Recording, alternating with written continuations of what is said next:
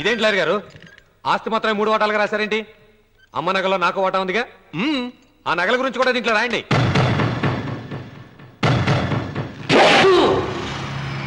అది మీ తాత పిత్రార్జితం కాదు, నా స్వార్జితం కాదు. నా భార్య స్త్రీధనం. అందులో వాటా ఎవరికి రాదు లేదు. ఓహో, అమ్మ గదిలోకి వచ్చి ఏడిస్తే నా మీద ప్రేమ అనుకున్నాను. నగలివ్వాలని ఏడుపా. ఈ ఏడుపేదో నన్ను కనక ముందు ఏడవాలి.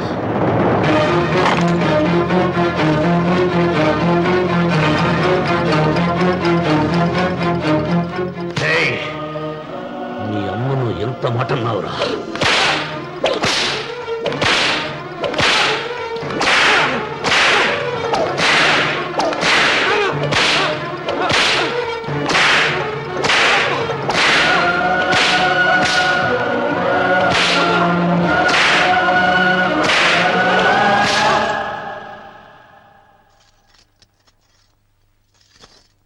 పెద్ద మనిషండి, పెళ్ళైన కొడుకుని కొడతారా? ఆస్తి ఇవ్వడం ఇష్టం లేకపోతే ఇష్టం లేదు అని చెప్పండి. కూలి చేసుకుని బతుకుతాం, లేదా ఆలయం ముందు అడుక్కు తిని బతుకుతాం. ఇప్పుడు ఆయన మీ కొడుకు కాదు, నా మొగుడు. నా మొగుడిని కొట్టే హక్కు మీకు లేదు.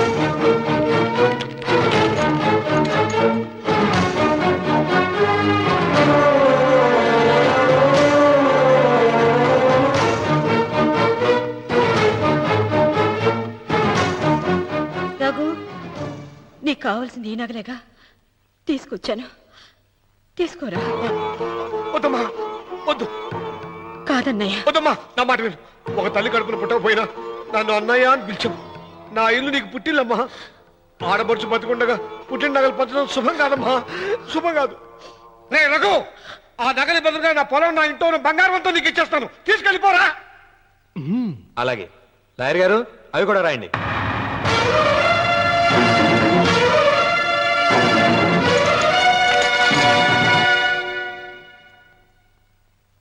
నాన్న, నాకు ఆస్తక్కర్లేదు. నేను మీతోనే ఉంటాను. మరదల్ని కొట్టే సంస్కారం ఉన్న కొడుకుని ఇంట్లో ఉంచుకునే సంస్కారం నాకు లేదు. వెళ్ళిపో.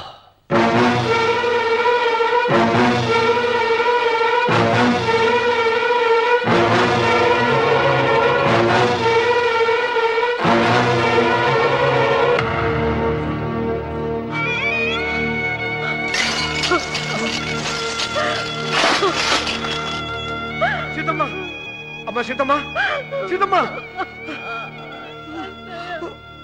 ఒరే రావుడు, నాకేదో భయంగా ఉందిరా.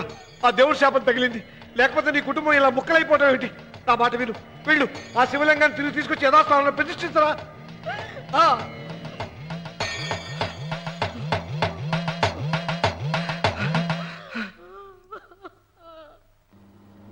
ఇదేమిట్రా రావుడు, శివలింగాన్ని తీసుకొస్తానని బయలుదేరి ఆలయం దగ్గర తీసుకొచ్చావేంటి?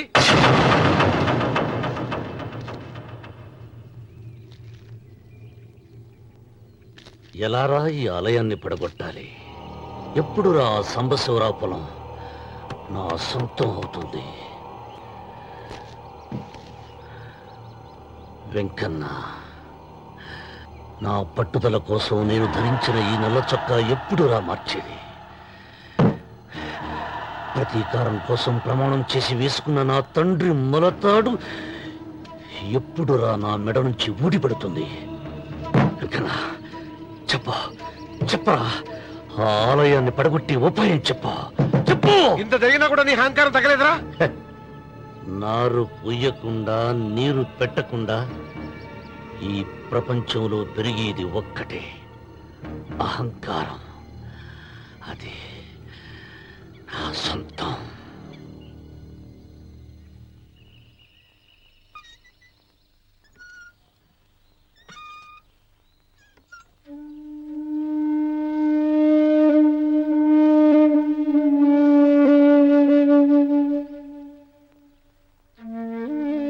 పిల్లలు వెళ్ళిపోయారు, కోడళ్ళు వెళ్ళిపోయారు. వచ్చే రాఖీ పండుగ నాటికి ఇది కట్టడానికి నేను కూడా ఉండకుండా వెళ్ళిపోతానేమో. అవే మాటలమ్మా. నువ్వు నిండు 100 ఏళ్ళు బతకాలమ్మా. 15 రోజులు కూడా పిల్లలు లేకుండా బతకలేకపోతున్నదని నూరేళ్ళు ఎలా బ్రతకలన్నయ్య.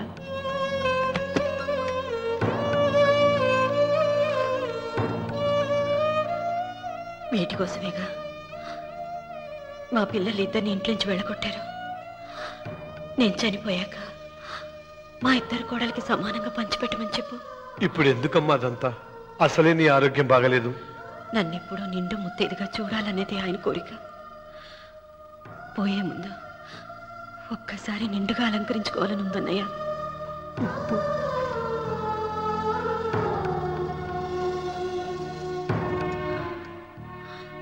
ఈ అన్నయ్య లేకపోతే నా ఈ కోరిక తీరేది కాదు. నీ చేతులతో అలంకరించన్నయ్య.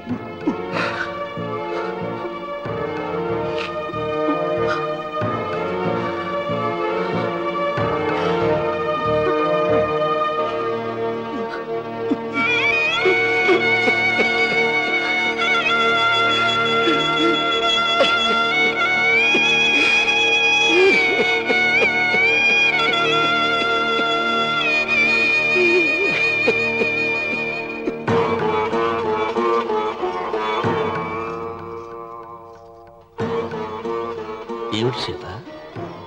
వడ్డానం పట్టట్లేదు, సరిగ్గా పెట్టండి. పేరంటానికా? భర్త ముందు అలంకరించుకుని కూర్చోవడం కంటే ఆడదానికి వేరే పేరంటే ఉంటుంది చెప్పండి.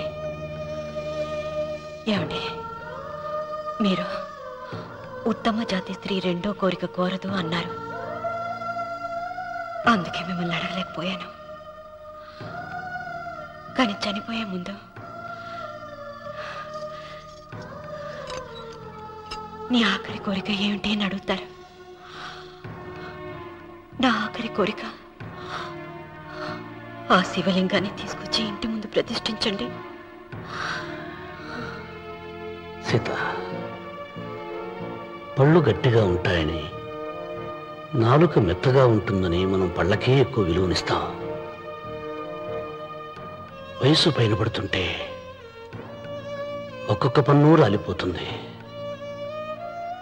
వయసు పెరుగుతున్న కొద్దీ ఒక్కొక్క బిడ్డ దూరం అయిపోతాడు. కానీ నాలుక మాత్రం భర్తకు భార్య లాంటిది, భార్యకు భర్త లాంటిది. బ్రతికినంతకాలం తోడుగా ఉంటుంది. బిడ్డలు దూరం అయిపోయారని ఏదోదో మాట్లాడుతున్నావు. సీత, నా మీద కోపం వచ్చిందా?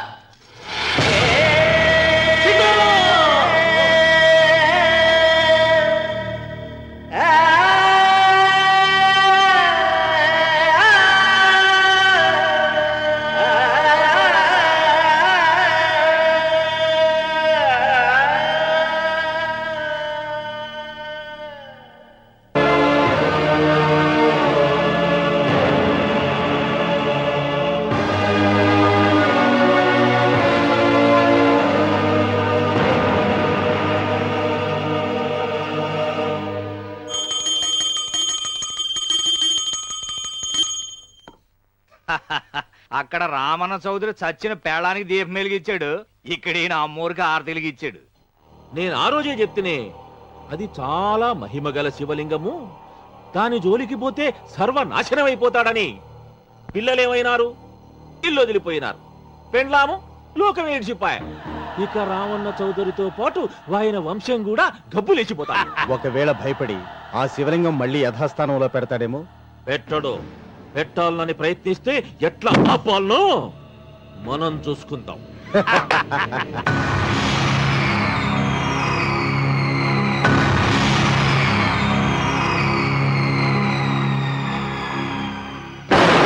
ఆలయాన్ని పడగొట్టించి ఆలయమే లేదు కాబట్టి ఇక పొలం ఎందుకని ప్రశ్నించి అప్పుడు నా స్వాధీనం చేసుకుంటాను. అమ్మవారి ఆలయాన్ని నువ్వు తాకలేవు.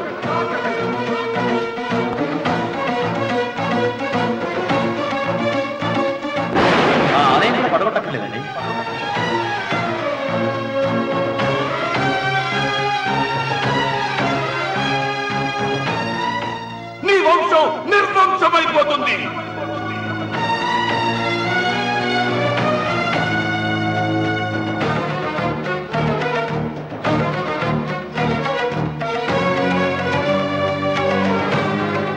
ఆ శివలింగాన్ని తీసుకొచ్చి ఇంటి ముందు ప్రతిష్ఠించండి.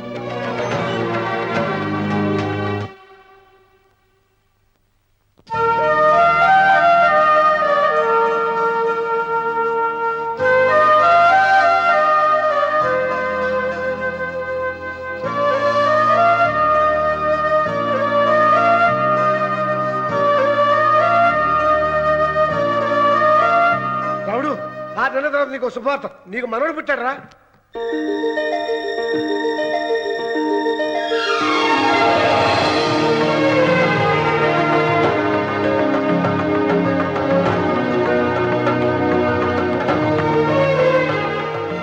మావయ్య,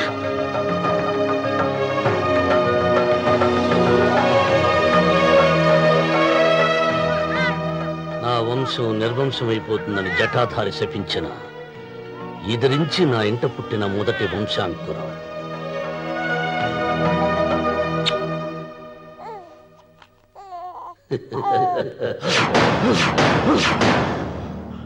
నవ్వుతున్నాడు. ఆ రమణ నవ్వుతున్నాడు. మళ్ళీ నవ్వుతున్నాడు. వాడు నవ్వుతున్నాడు. వారసుని పుట్టాడని హాయిగా నవ్వుతున్నాడు.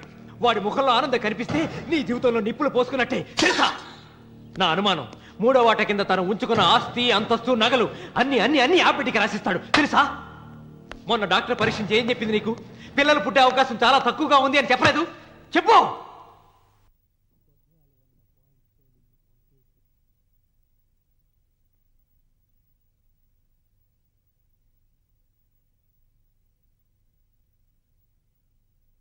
తను ఉంచుకున్న ఆస్తి, అంతస్తు, నగలు అన్ని అన్ని అన్ని ఆ బిడ్డకి రాసిస్తాడు తెలుసా?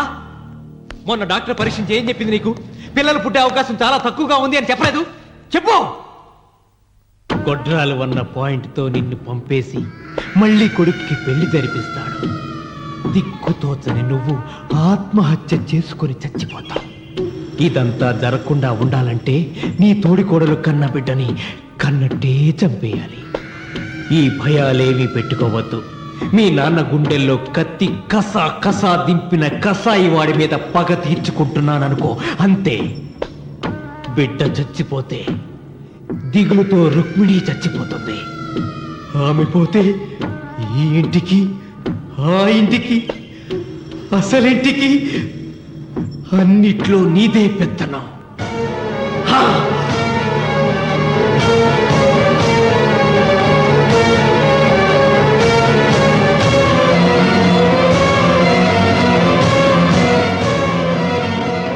నాకు చిన్న సాయం చేయాలి.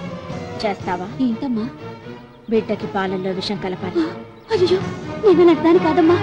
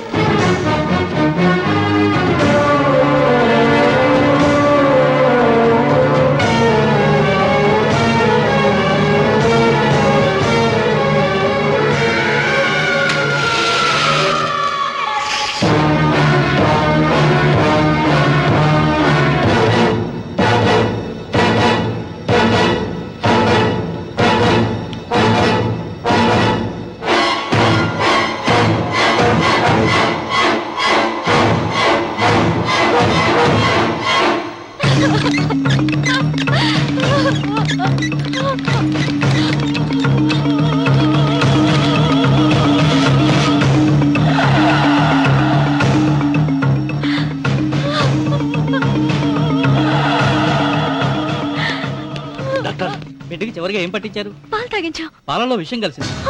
Sister, call doctor Reddy. చివరిగా పాలు ఎవరు పట్టించారు?